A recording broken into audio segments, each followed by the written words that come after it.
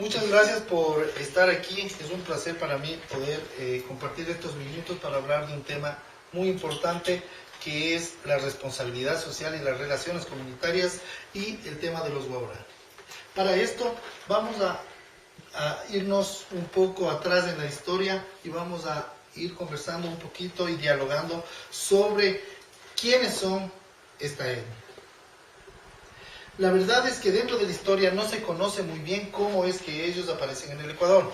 Se supone que ellos vinieron desde el Brasil, ya que su idioma y su forma de ser no está en parentesco con ninguna de las culturas que existen en el oriente ecuatoriano. Por eso se supone que vienen de fuera.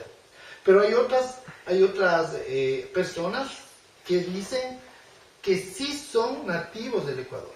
La verdad es que de ellos se comienza a conocer más o menos a partir de a finales del siglo XIX, cuando incursiona las caucheras a trabajar en territorio amazónico.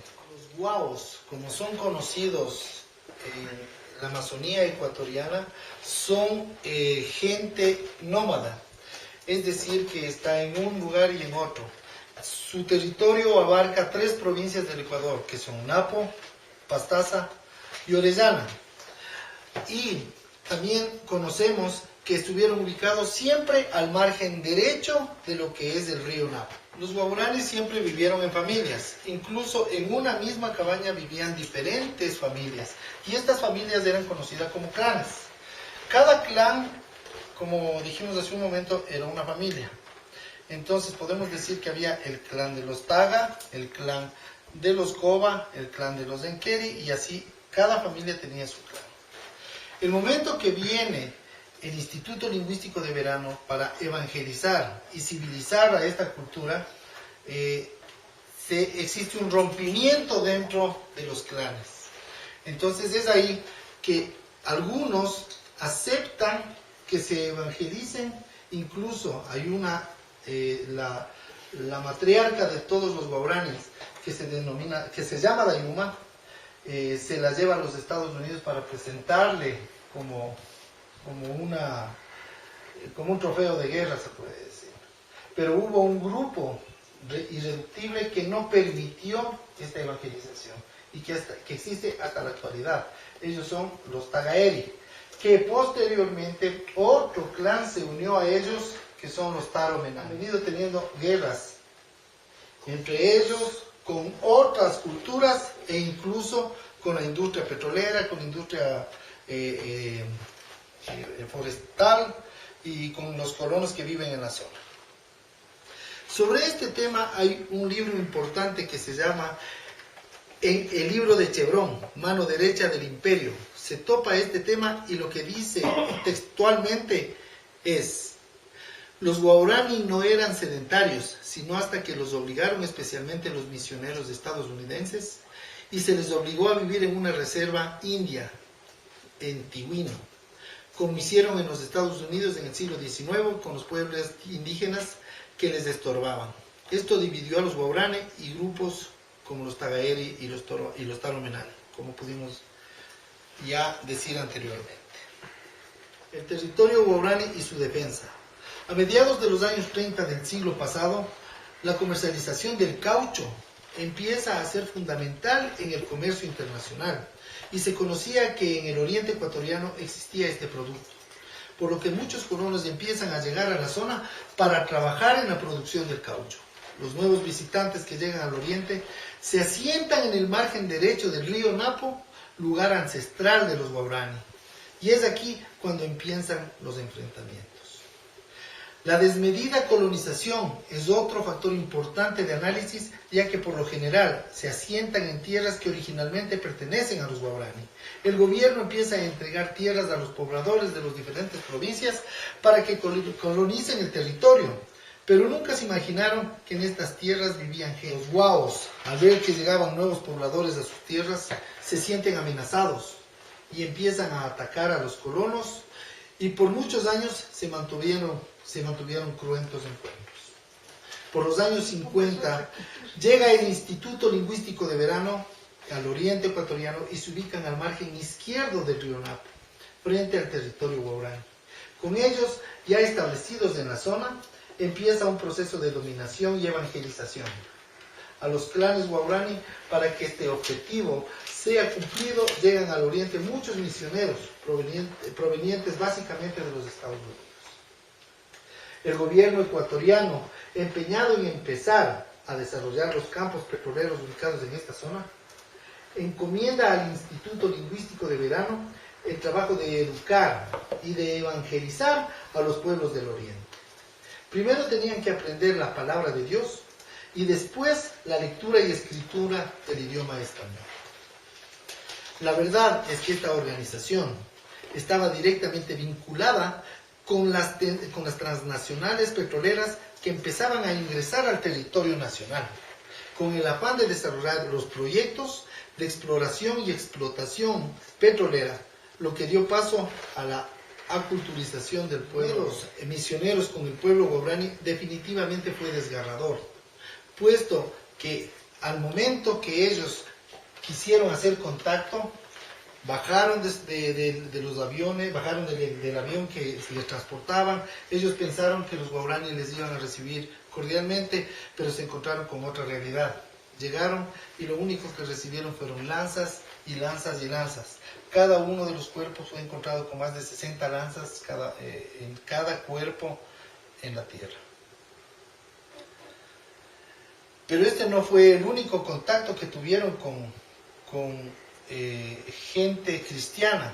Después de una época también tuvo el mismo efecto cuando ingresó Monseñor Alejandro Lavaca y Sor Inés Arango a tomar contacto, puesto que la CGG necesitaba ingresar a realizar trabajos de desarrollo petrolero. Ellos ingresaron para tomar contacto, para avisar, para que puedan apartarse de ahí y la CGG pueda ingresar. Cosa que no ocurrió, ya que después de que el helicóptero les deja a ellos en el lugar en donde existía una casa Taronenane, regresaron después de 2 días y les encontraron ansiados. Bueno, como podemos observar, hemos visto que el contacto que hemos tenido la gente de fuera con los guaraníes siempre ha sido dentro de un ámbito hostil, siempre ha sido tratando de imponer situaciones para tener beneficios privados, beneficios particulares, y en eso también está como responsable el gobierno ecuatoriano. Todos los gobiernos han tenido algo que ver para que la industria, sea la del caucho, sea la de los hidrocarburos, ahora la minera, van a afectar a comunidades, y en este caso a comunidades que en realidad son patrimonio de la humanidad. Hasta el día de hoy, Taromenanes y Tagaere siguen enfrentándose a las diferentes empresas petroleras con el afán de pedirles de que no intervengan su territorio. Y en base a esto se han venido ya dando ciertas leyes a nivel mundial y ahora ya dentro de nuestra Constitución que amparan su respeto y amparan su vida dentro de la selva. La responsabilidad social y los derechos humanos son temas que en la actualidad son tratados en todo el mundo, por lo que es inminente que en nuestro país empiece a trabajar en estos conceptos, y para esto necesitamos que el Estado y el común ciudadano den el apoyo den el apoyo para que existan leyes, existan jurisprudencias en cuanto a cómo se debe llevar y manejar la responsabilidad social y la relación con la comunidad con estas diferentes leyes. Con FENAYE, además de la ONAE, que es la Organización de los Guaraníes, ponen una demanda internacional en contra del gobierno ecuatoriano ante la Corte Internacional de los Derechos Humanos. La acusación decía que las empresas petroleras que trabajan en la zona atentan contra los derechos de los pobladores indígenas de la selva. Después de esta denuncia, el Ecuador recibió la visita de una comisión de dicha organización, y por pedido de este organismo se desarrollan medidas cautelares a favor de los pueblos guaraní, en especial de los Taromenane y los Tagaere.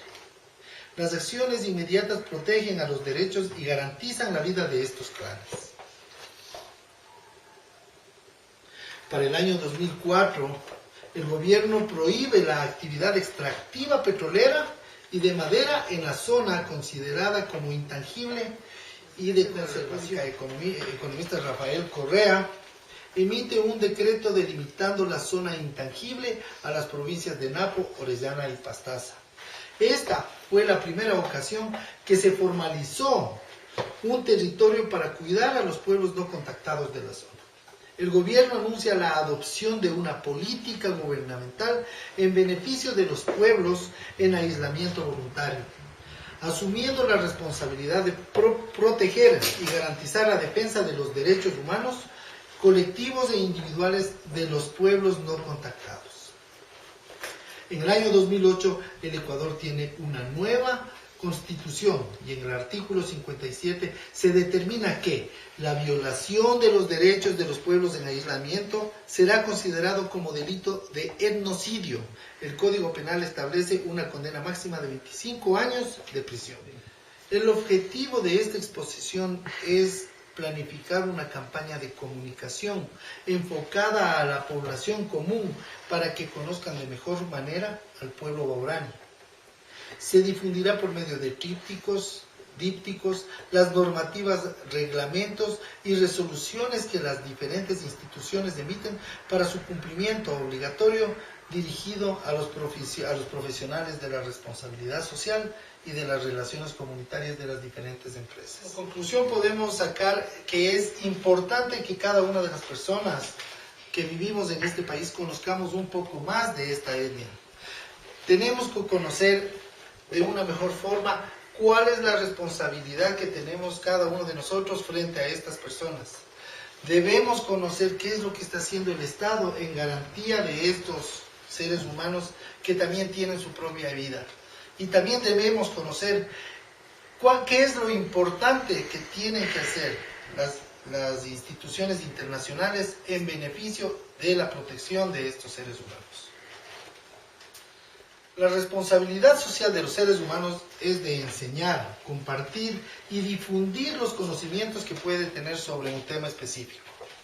El conocimiento de la etnia guaraní es mucho más amplio a nivel internacional que dentro de nuestro propio país. Se conoce más de esta cultura fuera de ella por los diferentes libros que han sido editados por autores extranjeros. Dentro de nuestro país no se conoce mucho acerca de ellos. Es importante compartir las experiencias y conocimientos que tenemos sobre esta cultura.